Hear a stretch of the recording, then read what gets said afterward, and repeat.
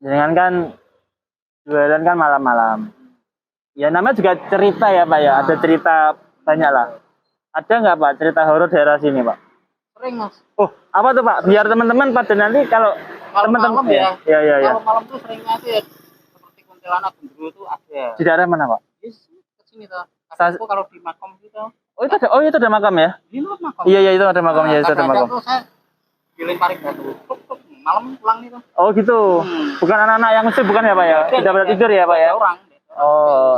Terus di situ tengah-tengah itu tuh. Iya. Tengah-tengah rel itu tuh. Iya. Yang aku udah penyet tuh. Oh iya, iya. Penyetan itu. Iya. Nah, ini dia Pak dia baru 2 mingguan lah. Itu digoda kuntilanak. Oh digoda.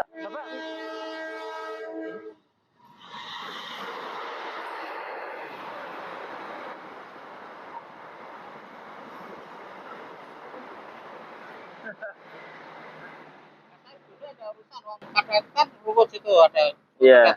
Rusak. Oh gitu ya. Oh iya. Itu ada aja Pak ya. Kuda gitu ada ya Pak ya. Bapak karena sering jadi nggak takut ya Pak ya. Awal-awal takut ya Pak. Udah pernah takut ya Pak ya. Kayak nilai dari dulu Pak ya. Malam. Oh iya, memang kebanyakan teman-teman. Malam tuh udah takut. Iya, orang-orang yang generasi dahulu itu memang sepertinya tuh lebih berani ya untuk berhadapan dengan makhluk seperti itu ya. Nah, nanti kalau misalnya dari teman-teman yang nonton video ini pernah ada cerita yang sama, bisa cerita sedikit atau mungkin seperti apalah di komen gitu.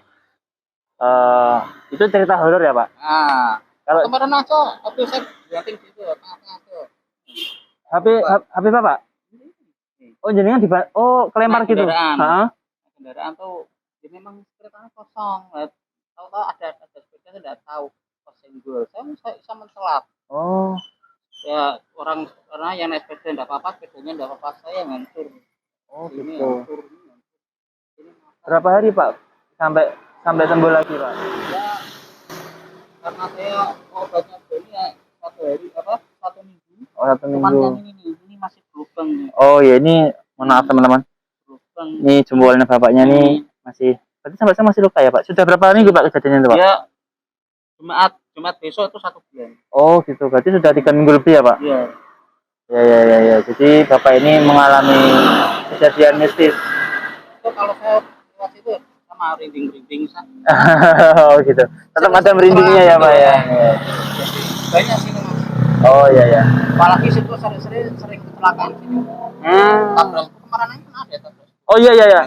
Teman-teman di daerah ini di Rogosari itu Banget Ayu. Iya Banget Ayu di Banget Ayu sini itu memang ada jalur kereta api Semarang ke Purwodadi.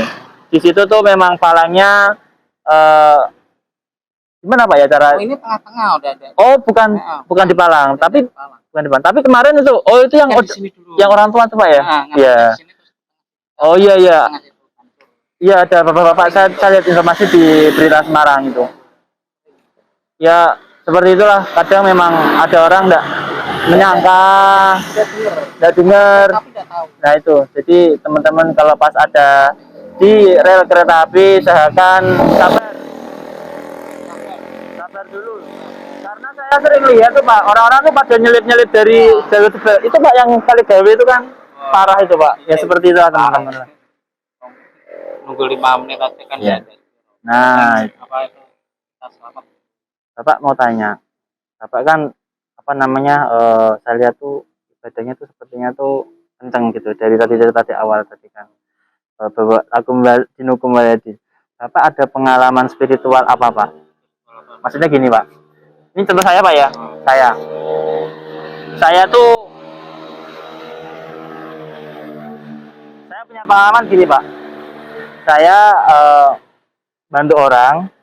Teman-teman ini cerita untuk istilahnya tuh ya Bapak biar tahu seperti apa yang saya inginkan gitu ya. Jadi bukan untuk riya, insya Allah saya mudah-mudahan nggak riya lah ya. Jadi Pak, saya pernah ketemu orang waktu itu, kayaknya nih. takut nanti keganggu gitu loh Pak. Tuh kan, benar, ya benar. Bentar teman-teman, kita cut dulu karena ada kereta.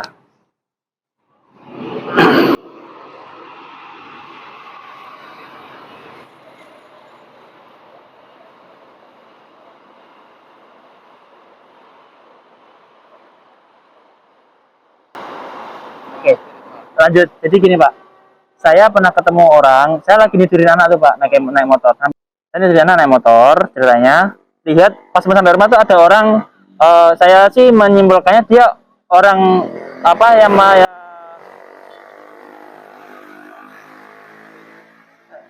apa ya? Orang normal. Iya dia normal, tapi dia orang pinggiran gitu loh Pak, yang nggak punya rumah gitu loh Pak. Akhirnya saya simpulkan, saya suruh dia ke warung depan gang. Saya bilang sama yang punya soto, itu masih ada buka tuh Pak, soto buka sampai malam. Saya pesan, Bu, tolong bikinkan soto. Ternyata dibungkus Pak. Saya pulang ke negeri anak kan, saya taruh di rumah, saya keluar lagi. Saya pikir masih makan, ternyata dia sudah pergi dibungkus. Orang makan soto, nggak bawa bangkok, dibungkus, saya nggak tahu gimana cara makannya. Ada nasinya, ya berarti kan, ya maksud saya kan akhirnya kan ya kayak makan siomay gitu kan Pak. Ya. Saya cari orangnya karena saya sudah berniat buat memberikan dia sedikit apa yang saya punya lah. Ya, dia sedekah. Ketemu sama orang, ternyata dia tunawicara. Dia tidak bisa ngomong. Sehingga saya tambah iba, akhirnya sudah. Karena saya merasa hanya cukup di situ, saya pulang lagi. Kebetulan saya ketemu lagi ketika saya mau ke Simpang 5 Pak, sama anak-anak. Mau malam mingguan ceritanya, ngajak anak main ke Simpang 5. Ketemu orang itu di lampu merah. Saya kasih lagi dan sebenarnya ada sedikit kekhawatiran dari istri dan ibu karena Pemkot Semarang kan melarang memberikan uang kepada orang yang di pinggir jalan. Saya bilang, ya sudah, insya Allah ini menjadikan kita punya urusan dipermudah. Saya bilang gitu sama yang di mobil. Sampai di Simpang 5 Pak, saya muter 1 kali Pak, cari parkiran nggak dapat Pak. Anak sudah, saya bilang nggak dapat parkir, kita pulang ya nak, saya bilang gitu. Anak dapat rewel Pak, karena udah seneng kan gitu, udah lihat apa tuh samanya mainan di sana. Tapi akhirnya saya tawasul Pak, ya Allah tadi saya habis sedekah, saya mohon berikan tempat untuk saya parkir. Saya muter lagi 1 kali, dapat. Ya kita Muslim, kita wajib percaya doa kita dikabulkan karena semua itu nggak ada yang terjadi dengan ujuk-ujuk apa kebetulan sudah ditakdirkan. Jadi dan itu juga menjadi kita mendapat pahala karena kita sudah menyandarkan diri kepada Allah. Nah kayak gitu loh Pak yang pengen saya tanyakan dengan Bapak, ada cerita kayak gitu nggak Pak? Anu tuh Mas, yang penting itu kita istighfar, satu, keduanya sholat itu penting bahwa istilahnya untuk menjaga diri dan melindungi diri, dan itu pun juga percikan pun juga bagus. Oh iya. Ya, itu pertama kali itu sholawat. Jadi selawat ya Pak ya? Sholawat misalnya Muhammad itu. Iya. Wirid itu bagus. Iya. Karena misalnya sesuatu kita itu mempunyai kehalangan atau kesusahan, insya Allah itu bisa terkabul apa yang kita inginkan. Iya. Jadi Bapak setiap kali keluar, setiap kali di luar kamar mandi ya, jelas ya Pak ya. Bapak selalu wirid Pak ya. Dan Bapak merasa itu bisa ada aja kemudahan yang datang gitu Pak ya. Oh, itu kalau sangat berasa Pak. Saya wiridnya tuh dari dulu tuh. Oh, dari dulu Pak? Enggak, itu tuh satu wiridnya enggak sholawat, tapi saya langsung asma Allah. Oh gitu, Allah gitu. Oh iya. Kita berdoa dari 25 derajat. Oh gitu. 25 derajat 3 kali dan kita mau kepada Allah. Terus kita wiridnya Allah itu. Oh gitu. Kita selalu selamat. Iya. Kita tuh mau menabrak, kita astara tiba-tiba tuh kendaraan saya bisa belok sendiri. Oh, itulah teman-teman. Jadi pentingnya wirid ya Pak ya. Walaupun itu asma Allah, walaupun itu selalu mengagungkan asma Nabi. Iya. Nabi kita Muhammad. Saya tuh Pak kalau bahas tentang wirid Pak ya. Saya waktu SD itu kan sukanya kiper Pak, main bola Pak. Setiap kali ada lawan yang dapat bola Pak, saya selalu istighfar Pak. berharap bola tuh nggak ke tempat saya gitu Pak. Karena kalau kena juga sakit, karena kan bolanya plastik ya Pak ya. Kena kempol tuh kan, wah panas gitu. Ini pengalaman lucu ya, karena masih kecil, cuman nggak tahu ya karena ajaran dari orang tua lah, alhamdulillah. Saya tuh kalau main bola tuh gitu Pak, pas kiper gitu. Astagfirullah, astagfirullah, astagfirullah, astagfirullah. Jadi mungkin yang lucu di antara teman-teman teman saya, yang saking takutnya kalau pas bola masuk, padahal saya minta kiper gitu kan, tapi malah takut kena bola gitu loh Pak. Ya seperti itu.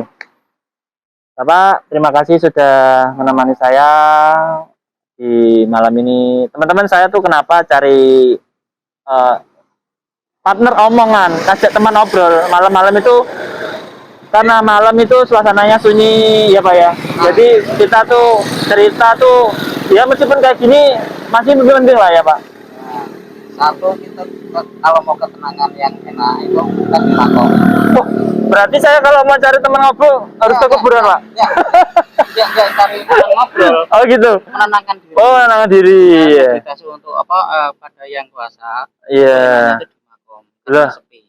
Ya Pak, nek nanti digodai setan loh. Kan misalnya di apa Sunan Kalijogo apa di Oh, seperti maksudnya itu, agak seperti iya makam iya iya. peningnya, Jadi makam memang yang itu. ditempati orang-orang banyak. Saya ada rencana teman-teman untuk ke Kadilangu. Saya ada rencana ke Kadilangu. Kita lihat fenomena di sana seperti apa. Bagi yang belum tahu, Kadilangu itu adalah komplek pemakaman Sunan Kalijogo. Sunan Kalijogo dan beberapa kerajaan ya Pak ya. Apa raja di situ, Ya. Raja Demak. Ya, Jajaran sana lah. masjid itu. Nah, di situ. Masjid itu banyak. Ya, nanti kalau sudah pada waktunya tunggu aja. Sampai ketemu lagi nanti ya. Jangan lupa teman-teman apa Pak? Kalau YouTube itu apa Pak biasanya Pak? Komen, like, subscribe. Oh Bapak nggak pernah gitu. Saya kan jual lah. Iya betul betul betul. HP yang megang anak. Cucu anak cucu ya Pak. Jadi cucunya lebih pintar kayak main HP ini. Lebih pintar ya ya ya. Mudah-mudahan cucu-cucunya anak-anaknya di anak-anak yang salah ya Pak. Amin, amin. Terima kasih Pak Rahman. Nanti kalau saya ketemu akan saya sapa. Gitu ya. Iya. Sampai jumpa di konten saya berikutnya.